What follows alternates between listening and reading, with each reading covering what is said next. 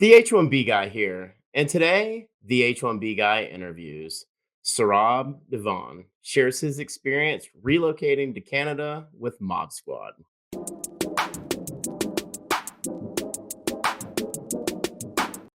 But before we get started, I'd like to ask you, if you haven't already, to please subscribe to the H1B Guy channel here on YouTube and like this video so that I can continue to produce more content like this for you.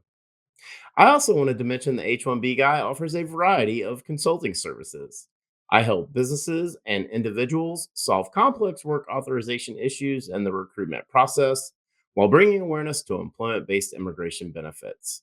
If I can help you, please reach out. I'd love to hear how. And you can book an appointment directly with me via the h1bguy.com. Today's post is brought to you exclusively by MobSquad. Are you a technology professional facing U.S. work visa related challenges? Don't leave your fate up to chance. Our partner Mob Squad has a solution. Join the squad. Well, I'm really excited to welcome Saurabh in today.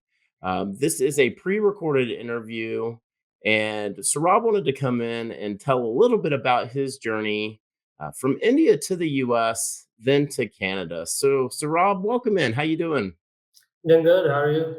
I'm doing very well. I really appreciate you taking the time to sit down and speak with me today. Really excited to have you on and talk about your journey, which is a story that literally thousands of individuals deal with on an annual basis here in the U.S. So, if you wouldn't mind, can you maybe tell me a little bit about your story? Where you're originally from, and why did you initially come to the U.S.? Yeah, sure. I'm from a small town in central part of India, Bhilai. I did all my schooling over there and then uh, moved to southern part of India, did my bachelor's in computer science from Manipal Institute of Technology. After doing that, I moved to North India, stayed there for 2.5 years, working as test engineer in a fintech. While I was working there, I realized that I wanted to progress my career in a data analytics field. Now, during that time, there were not many courses back in India uh, that offered such program. So I started looking for universities where I could pursue this course, and I shortlisted few. Most of them were in US, so I decided to move forward with my option of going to US for my masters. You were considering other universities. Were you Mhm. looking at any institutions outside of the United States? So yeah, I mean the second option obviously was doing my masters in Canada. Back then, in fact, my roommate actually moved to Canada to do his masters. So I was considering that, but the course which I was looking for, business analytics, at that time in Canada, there were very limited options for it, while US had already well established programs in many universities. So I opted for going to the US. So came in 2019, is that Uh, right? so I came in US in 2017, 2017. graduated Graduated in in 2019. 2019. Yeah. Got it. Got it. Um, so going back, booking your plane tickets, coming to the US in 2017, if you could turn the clock back 5 years now and give yourself stepping on that plane some advice, what would it be? That's an interesting question. If I would give myself an advice, that would definitely be to not stress over things that I cannot control, and that basically comes out to be H1B. But I think keeping that in mind is very important. So I would definitely advise myself to not try to control things or worry about things that are uh, beyond self control. And I think that's the hardest part is there's this uncertainty. There are no guarantees in high skilled immigration here in the US. And I think that's a very interesting point because I think it's one of the things when we look at international students as a whole, there's really about 5 countries that they predominantly come from to the US for higher education. Uh, so let's talk about University of Texas at Dallas, UTD for short, Mhm, very popular institution for international students and mhm. specifically Indian nationals. Uh, After you graduated and you graduated with a degree, master's degree in business analytics, Mhm. uh, what happened?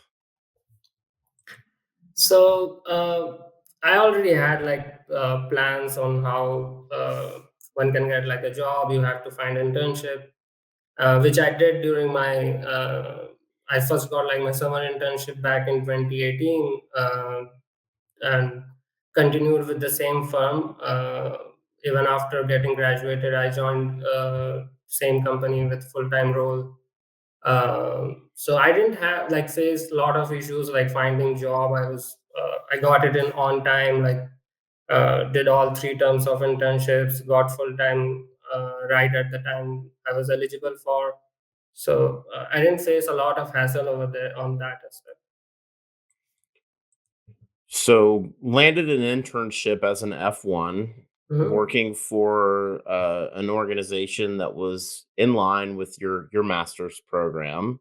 mhm, How did you approach the subject of temporary work authorization with your employer, even through the internship and then mhm. in full-time employment?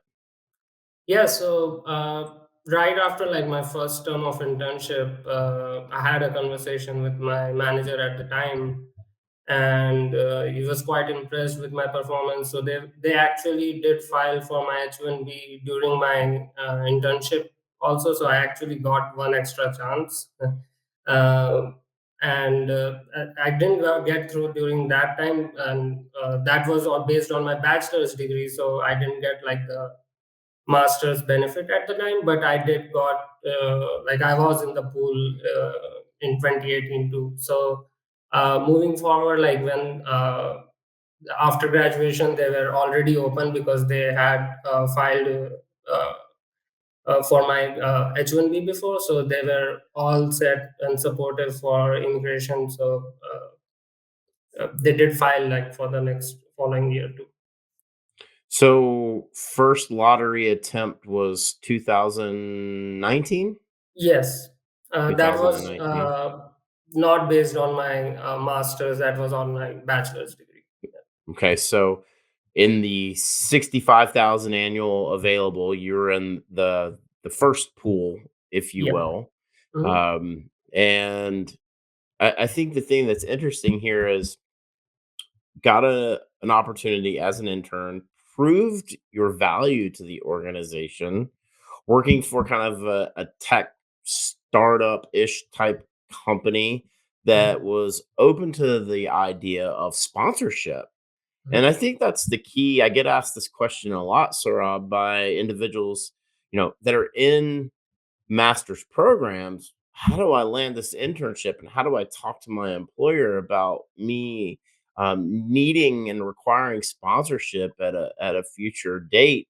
And mhm, your situation was one that there's a little bit of luck involved, but a lot of that is skill, right? Where you get in and provide value to the organization, and they see that immediate benefit of you, and the difficulty that it would be to go out and hire someone of a similar caliber. You're a proven commodity, and I talk about this all the time, and that's why H1B visas are so valuable, is because for folks that are already here living and working in the U.S. and for employers it is the primary option.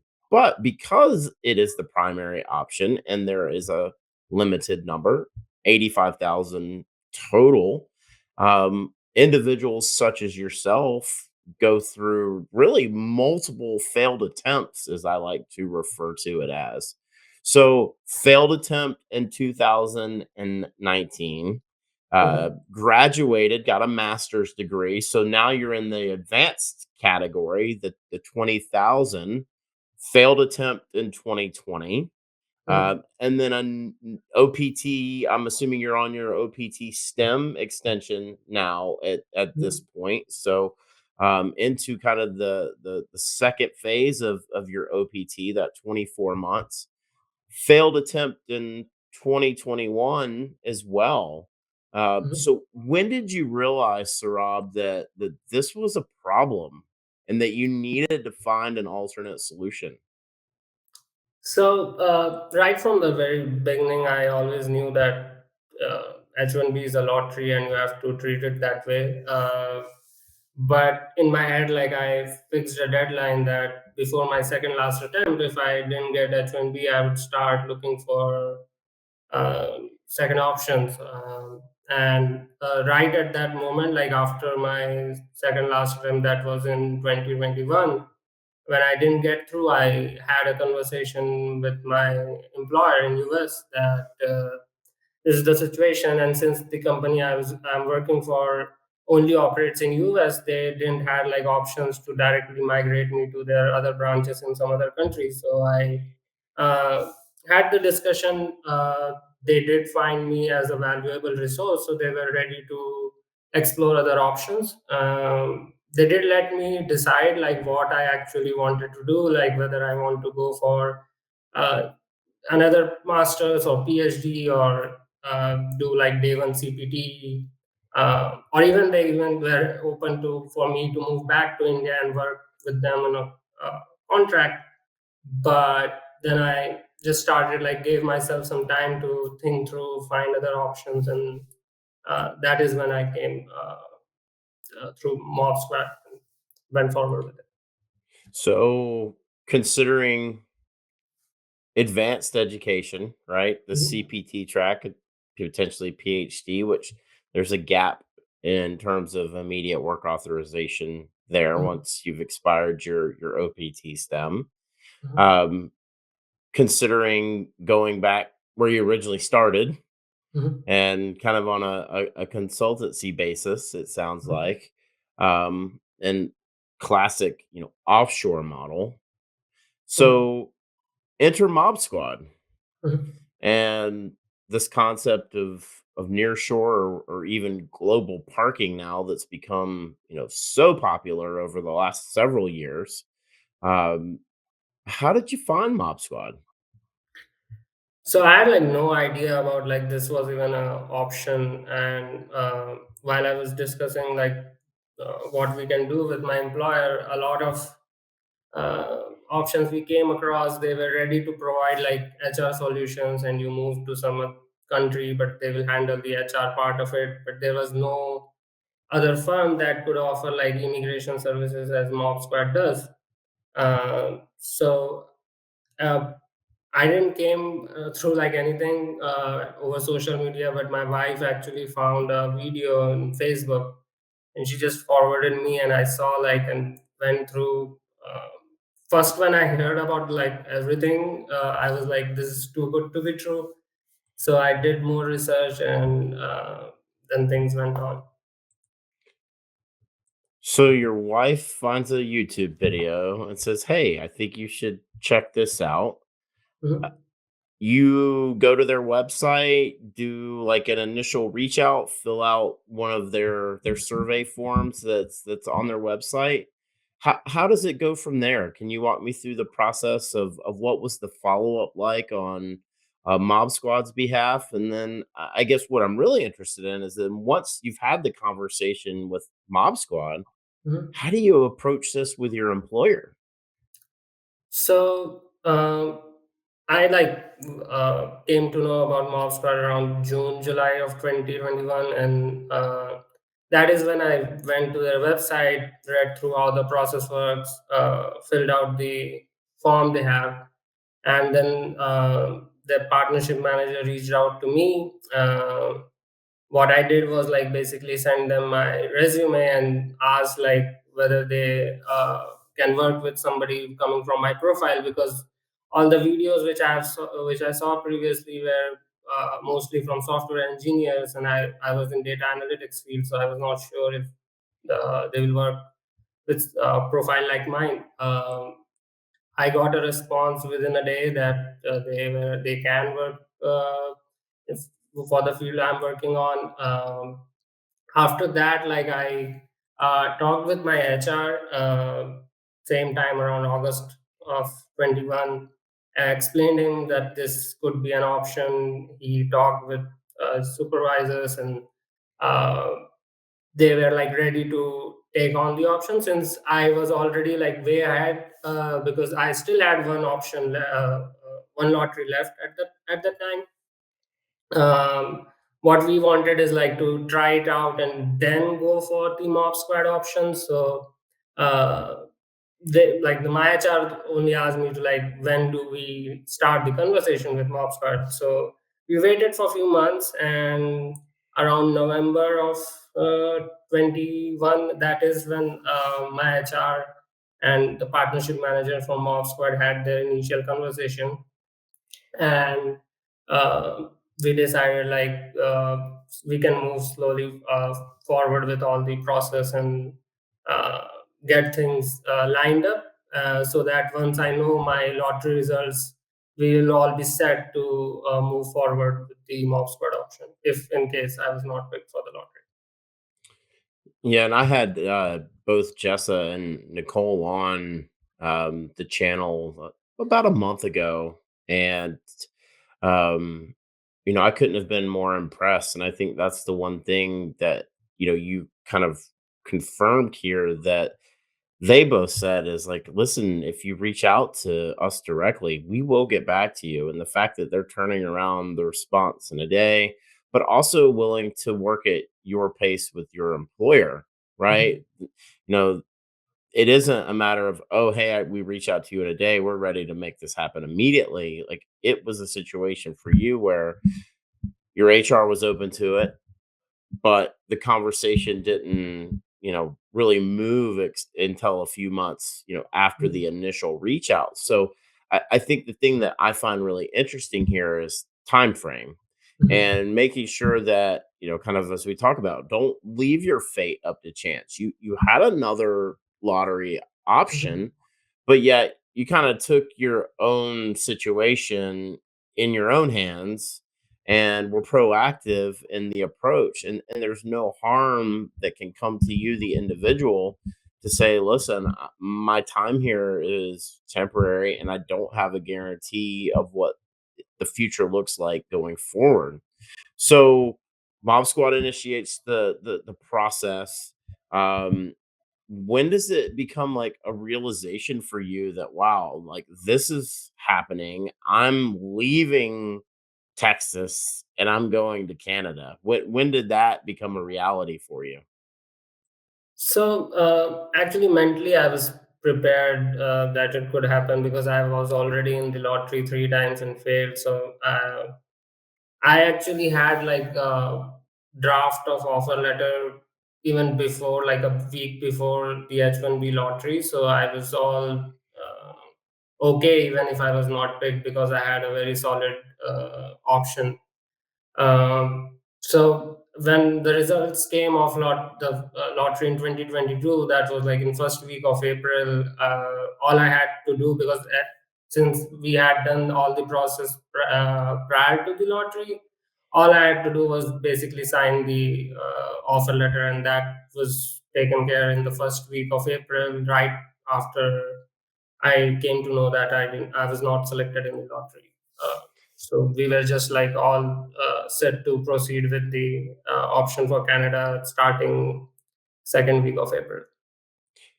So one of the 483,000 plus registrations, and unfortunately not one of the 127,000 plus that were initially selected. Mhm. But you were ready to mobilize, and I think that that's the important aspect here. So from when the process starts to when you've got the green light, Mhm. roughly about 8 weeks or so, so a couple Mhm. months after the beginning of April. And you mentioned your wife earlier. Mhm. What's she advising you through all of this? Because I think the situation in Canada for her Mhm. is different because they can get a work permit, they meaning Mob Squad here, for not only you, but for your spouse. And that changes things significantly for someone like you who's working under an OPT or OPT STEM. Yep, that was like a one of a very important factors. Since I was like in F1 visa, she came on F2. She couldn't work during that all during that time. And even if I got like H1B, getting like H4 EAD takes a lot of time. You have to have like your PR in process so that the spouse can get a work permit. So it just seemed like a long road ahead. Whereas the option with Mob Squad, she got an open work permit, so she could like start working from the day one, and all her visa steps moved forward along with mine. So there was like no delays or any gap between the two visa process. And I think that's a huge selling point Mhm. um, for when it becomes evident that your path here in the US is kind of reached its end. Um, your options really you can count them on one hand what they are, and they're significantly limited. So, how's life in Canada? It's been so far really good. I don't really found much difference. My lifestyle and everything remain is as same as it was in US. I haven't lived through the first winter yet, so can't comment on that. But other than that, everything is very similar as US. I personally am feeling much better because I don't have the immigration stress or that uncertainty which I was living through in the US. So it's just making me, or I'm able to enjoy like even the smaller things more here compared to how I was living in back in US. And mental health in 2022, I think is something that's at the forefront of conversations really here in the Western world, right? North America specifically.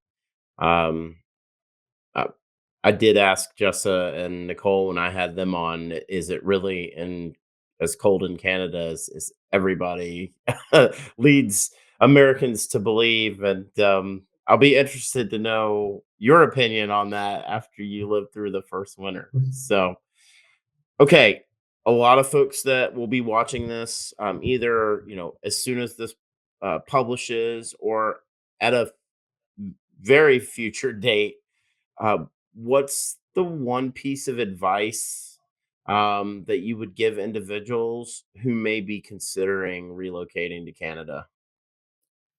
Yeah, like the most important advice I can give is just plan ahead.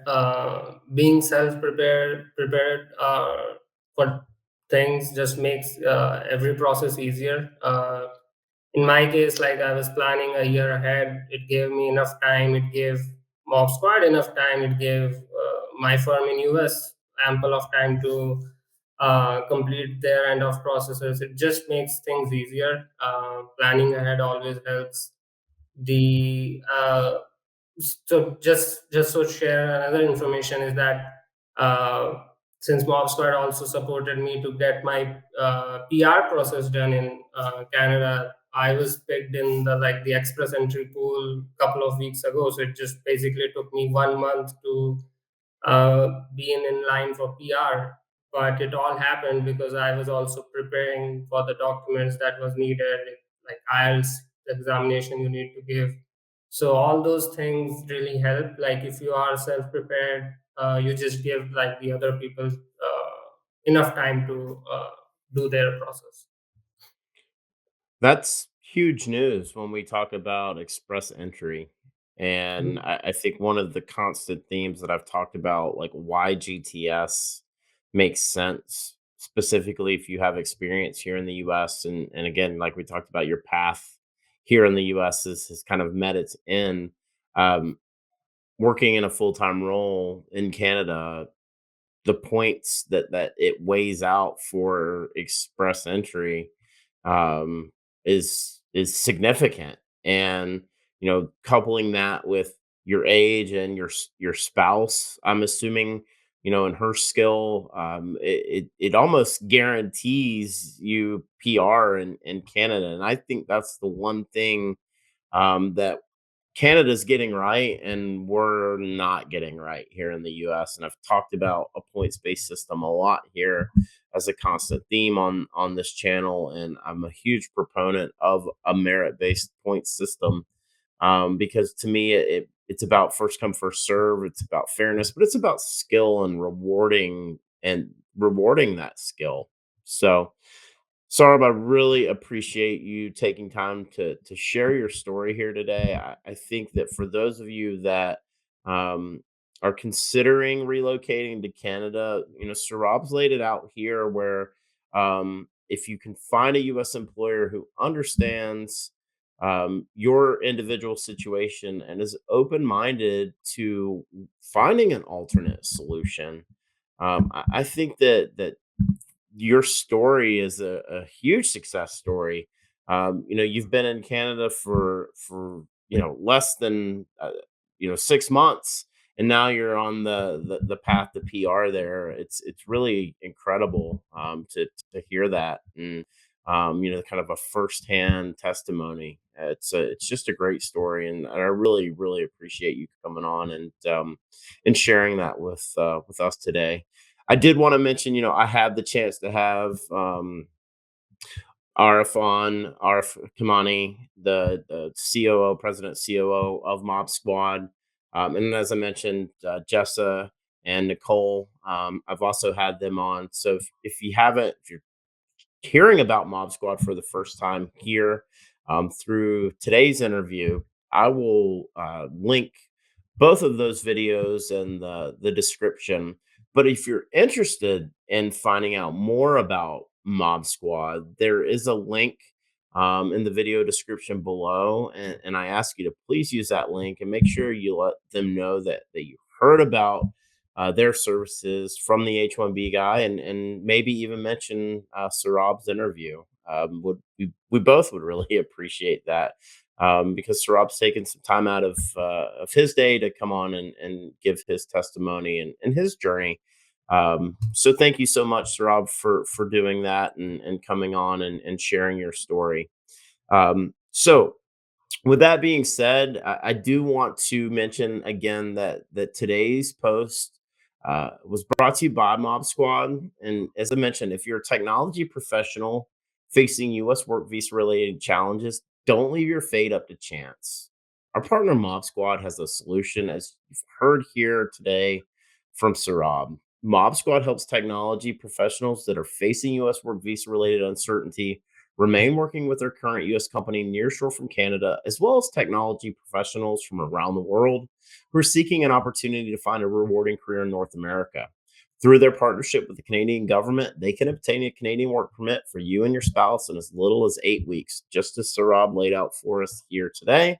So, whether you're looking to stay working with your current US company or you want to find a new opportunity in Canada, please find out how the team at Mob Squad can help you via the link in the video description below. Join the squad. And I'd also like to thank our partners, perm-ads.com, the industry leader in providing a seamless experience for employers and immigration attorneys navigating the complex perm recruitment ad phase of the labor certification process, as well as Syndesis and Path to Canada, the ideal plan B for high skilled immigrants currently located in the US whose status may be uncertain. So, Sarab, one last time, thank you so much. I really appreciate you joining me today, and coming on and sharing your story. Um, for those of you that have made it this far, I just want to say thank you so much for taking time to watch this interview here today with Sarab. And if you haven't already, please like this video. Make sure you're subscribed to the H1B Guy channel here on YouTube and click the bell for notifications so that you're notified anytime we post new content here to this channel. Drop us a comment. Let us know if this is an option that you are considering. Please, we'd love to hear from you, and if this is a path that you're considering going down.